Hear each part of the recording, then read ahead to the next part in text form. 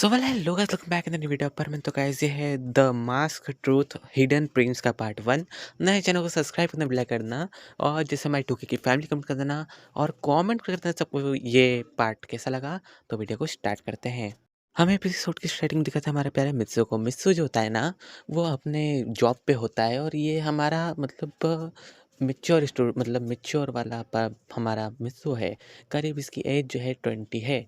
तो हमारा मित्सु जो है डिलीवरी कर रहा होता है। हालांकि उसे अच्छी जॉब भी मिलती है, लेकिन फिर भी वो डिलीवरी करता है क्योंकि इसके बदले में उसे अच्छे पेमेंट पैसे मिलते हैं इस वजह से। और इस वाली टाइमलाइन में हमारे मित्सु की गर्लफ्रेंड भी जो कि इससे बहुत ज़्यादा प्यार तो करती होगी शायद तक। तो हमारा मित्सु जो होता है ना, डिलीवरी कर रहा होता है और मिस्टर को एक ऑर्डर आता है लास्ट में कि उसे कुछ टिश्यू पेपर्स और कुछ क्लॉथ्स पहुँचाने हैं एक होटल में। तो हमारा मिस्सो देखता है कि ये तो उससे पास में ही है, तो मिस्सो वहाँ पे चल जाता है डिलीवर करने के लिए। मिस्सो जाता है तो उसके फ़ोन पे पहले कॉल करता है उसकी गर्लफ्रेंड को, ताकि वो उससे बात कर सके क्योंकि आज उसकी गर्लफ्रेंड का बर्थडे होता है। लेकिन हमारा मिस्सो सोचता है कि ये फ़ोन नहीं उठा रही, ज़रूर कुछ किसी काम में व्यस्त होगी। तो हमारा मिस्सो फिर नहीं लगाता है। तो हमारा मिस्सो जो होता है ना, फ़ोन काटने के बाद डिलीवरी करने चल जाता है क्लॉथ्स और टिश्यू पेपर की। हमारा मिस जैसे पहुँचता है ना, गेट नॉक करता है तो सामने और कोई नहीं, उसकी एक्स गर्लफ्रेंड होती है, वो भी दूसरे बंदे के साथ, और वो उसे चीट कर रही होती है। हमारा मिस से बोलता है कि तुम ये कैसे कर सकती हो? तो हमारी वो लड़की बताती है कि कैसे नहीं कर सकती। तुम जानते हो कि ये जो लड़का है ना, ये एक टेक कंपनी में सीईओ है, मतलब मैनेजर है सीईओ का, और ये अच्छी सैलरी भी कमाता है तुमसे अच्छी, तो मैं क्यों ना इसे चुन सकती हूँ। तो हमारा मिस कहता है तुम पागल हो गए, हमारा 7 साल का रिलेशनशिप था। ये सुन के कहती है कि तुम भी ना, तुम्हें लगता है मैंने कभी तुम्हें 7 साल में कभी इतना अच्छा अटेंशन दिया, कभी तुमसे प्यार करा है मैंने? तुम भी ना, तुम कहाँ के सपने में जी रहे हो? तुम मेरे आगे रेंगते-रेंगते आए थे कि प्लीज़ मुझे तुम एक्सेप्ट कर लो, तो इसलिए वजह से मैंने तुम्हें एक्सेप्ट करा। और ऐसा नहीं कि ये तुम्हारे साथ ही मैं रिलेशनशिप में थी, मैं इससे भी थी। तुम पूछना चाहोगे इससे कब से थी? तो वो बोलती कि तुम इसे बनाओ हत्ती कि हम रिलेशनशिप में कब से हैं? तो वो बताते हैं कि हम जो है पिछले 8 साल से रिलेशनशिप में हैं। बस ये तो तुम्हारे साथ टाइम पास कर रही थी। और हमारी वो लड़की कहती है, वो हमारी मिस्सू की गर्लफ्रेंड की, और तुम्हारे पैसों की वजह से। तो क्या है ना कि मुझे फ्री में एक बैंक मिल रहा था, मनी बैंक, तो मैं किसी मतलब अपॉर्चुनिटी छोड़ सकती हूँ। तुम मुझे पैसे कमा के देते थे और मैं उससे चीज़ें खरीदती थी, और अब तो तुम मुझे कुछ कह भी नहीं सकते। और अभी से हमारा ब्रेकअप हो रहा है, एक तरह से हमारे मिस्सू को धक्के मार के निकाल देती है रूम से बाहर। हमारा मिस्सू बहुत ज़्यादा टूट जाता है, इस वजह से बहुत ज़्यादा सैड होता है। तभी हमारा मिस्सू होता है ना, वो सभी चीज़ें सोचता है इस 7 सालों में क्या-क्या हुआ, और हमें पास्ट का सीन दिखाया जाता है। हमारा मिस्सू जो होता है ना, वो उसने कॉलेज टाइम पे हमारी इस लड़की को प्रपोज़ करा था। मतलब स्कूल टाइम पे, तो स्कूल टाइम पे इसने प्रपोज़ करा था। टाइम से जैसे उसने प्रपोज़ करा था 10th क्लास में से, तभी से इसके फ्रेंड्स वगैरह जितने भी थे लड़की के, वो इसे बुली करते थे, इसे मतलब दबा के रखते थे और कहते थे कि अगर तुमने हमारा काम नहीं करा ना, तो हम इससे शिकायत कर देंगे। इस लड़की का नाम यानरेन है। तो यानरेन जो थी ना, वो मतलब बताते हैं कि हम यानरेन से शिकायत कर देंगे अगर तुमने हमारी बात नहीं मानी तो, और हमारे मिस्सू को माननी पड़ती थी। मिस्सू उनका हर काम करता था जो वो कहते थे। इवन तो गर्ल्स और बॉयज़ भी उससे सब काम करवाते थे, मतलब जैसे कि कैंटीन में से खाना लाना, खुद के पैसे से भी नहीं, उसके मिस्सों के पैसे से, और हमेशा मिस्सों को नीचे दिखाना, और मिस्सों से सफाई करवाना, और ऐसे बहुत सारे, इवन तो बहुत सारे काम हैं, मैं गिना नहीं सकता। तो हमारा मिस्सू सब सोच रहा होता है जाते-जाते, और उस टाइम पे बारिश हो रही होती है। हमारा मिस्सू जाते हुए सोचता है कि आखिर ये सब कैसे हो गया? कैसे हो सकता है ये? आखिर मैं इतना स्टूपिड क्यों हूँ? मैं क्यों हूँ? हमारा मिस्सू ऐसा सोचते-सोचते जा रहा होता है, और हमारे मिस्सू को अभी की बात याद आती है कि उसने, यानरे ने क्या कहा कि वो जो उसका खाली यूज़ करी थी। सो सोचता है कि अगर इसने मेरा यूज़ करा तो शायद तक मैं बिल्कुल एक कचरे की तरह हूँ, मुझे जो है जीना कोई हक नहीं है। तो हमारा मिस्सू चल जाता है सुसाइड करने के लिए। लेकिन हमारा मिस्सू जो था ना, इस प्लान को ड्रॉप आउट कर देता है क्योंकि उसने सोचता है कि मुझे अपने रियल मॉम डैड को भी ढूँढना है। तो मतलब हाँ, हमारा मिस्सू जब से स्कूल में पढ़ रहा है ना, तो एक ऑर्फन है, और वो जो एक अनाथालय में रह रहा है, और जो उसकी पढ़ाई का खर्चा है ना, वो स्कॉलरशिप से उठा रहा है। हमारे मिस्टर को उसके मॉम डैड के बारे में बिल्कुल नहीं पता है कि आखिर वो कौन है, और इवन तो कहाँ पर है। बस उसे इतना पता है कि वो बस ऑर्फन है, और ऑर्फनेज हाउस में रहता आया है। और हमारी ये लड़की जो यानरन है, उसे ये बात भी पता है कि इसके आगे पीछे तो कोई नहीं, सो इसका जो करो तो ये कुछ भी नहीं बोलेगा। और सारे बच्चों ने भी इसी चीज़ को जो है अपनाया कि हम इसे बुली करेंगे तो इसके फादर या मॉम तो है नहीं जो कि लड़ने आएंगे। इस वजह से वो सब इसे बुली करते थे। हमारा मिस्सू जो होता है ना, वो रोड से जा रहा होता है, तभी मिस्सू को एक आखिरी ऑर्डर आता है जो कि एक मेडिसिन का था, हैंगओवर। हमारा मिस्सू जाता है उस मेडिसिन को लेके और सीधा एक होटल रूम में देने जाता है, तभी उसके अंदर से एक हाथ निकलता है गेट के अंदर से। वो कहता है कि प्लीज़ अंदर आओ, मुझे तुम्हारी मदद चाहिए। तो हमारा मिस्सू कहता है, तुम कौन हो?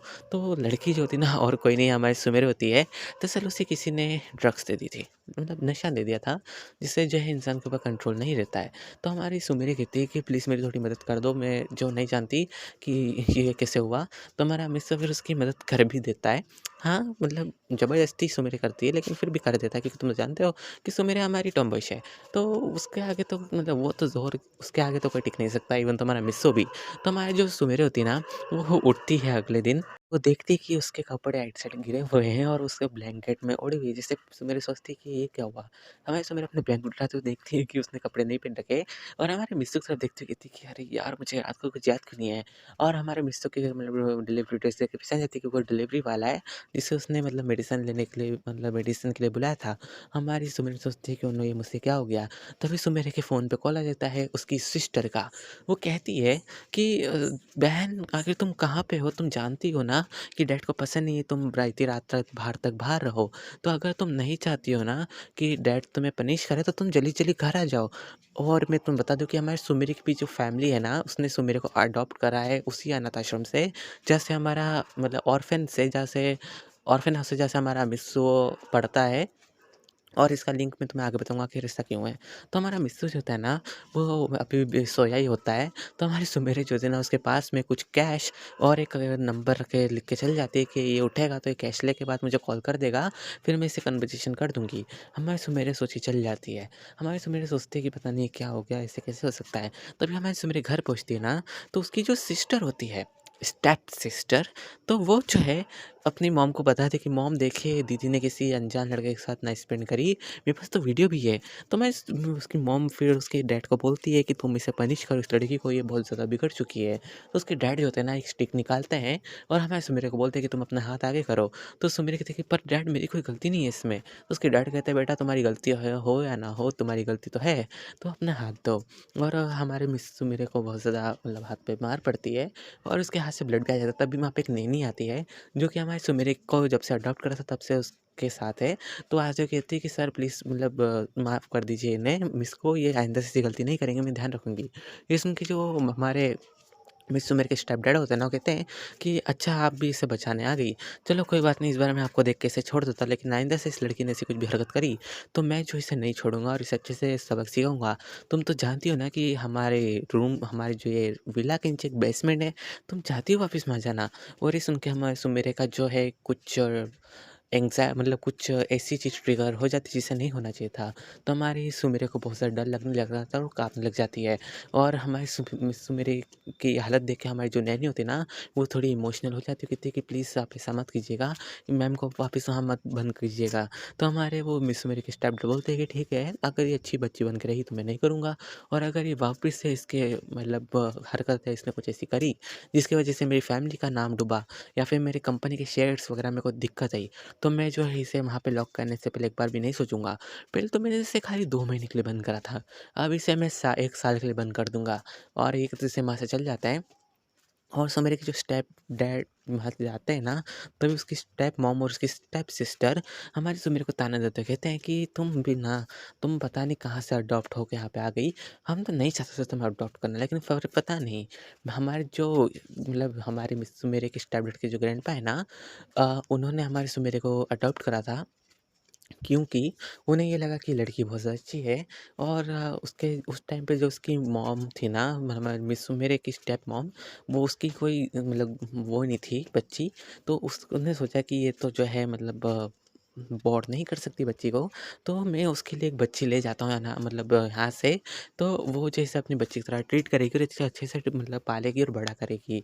और ऐसा ही सीन चल रहा होता है, लेकिन उसके बाद हमारी स्टेप मॉम प्रेग्नेंट हो जाती है और फिर उनकी एक बच्ची हो जाती है। और उसके बाद से हमारे सुमेर के लिए काम बहुत ज़्यादा मुश्किल हो गए, और इवन तो उसके लिए सर्वाइव करना ही मुश्किल हो गया। हमारे सुमेर के पास भी जो है मतलब इतनी फ्रीडम नहीं, लेकिन उसके पास जो है 2 कंपनियाँ हैं, जो कि सीक्रेट कंपनियाँ हैं, जो कि हमारे सुमेर के ग्रैंडपा उसे दे के गए हैं। सुमेरे जो है ना वो सर्वाइव करे, उसे पैसों की वज़ह से किसी के सामने झुकना ना पड़े। लेकिन हमारे सुमेरे किसी चीज़ की वज़ह से यहाँ इसको मतलब घर में रुकी थी और वो बात हमें नहीं बताई जाएगी, वो आगे पता चलेगी दूसरे पार्ट में।